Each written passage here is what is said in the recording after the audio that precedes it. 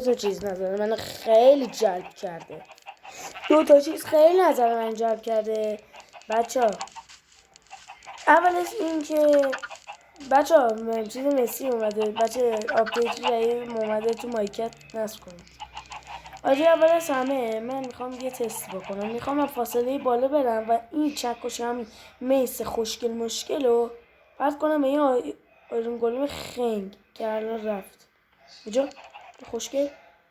حالا من باید به فاصله زیاد بپرم تو جونش. حاجی باورم نمیشه واقعا جواب داد. حاجی اولیش که خیلی جواب داد، یعنی با میس اگر بریم تو فاصله خیلی بالا میتونیم این آیرون گلیم رو پیدا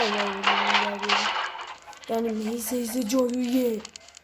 بعدی هم اینه که میگفتش که این منجمه رو بزن به اینا، بعد اینجوری بزنشون. فکرم من باید فاصله خیلی بالا حاجی دیدم که نه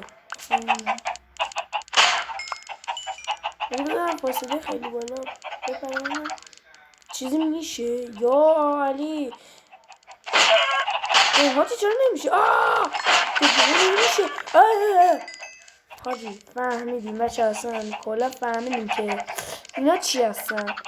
بچه ها فهمیدیم اینا راست میگن، چون آخه فیلم ها میگفتن که اگه ما میرفتیم بالا میرفتیم وقتی ما میسو میزنیم منفجر میشه. بله آرنگالون دیدیم یه جوری نست کرد. آره بچه ها من نه ویدیو من دید فعلا خداحافظ.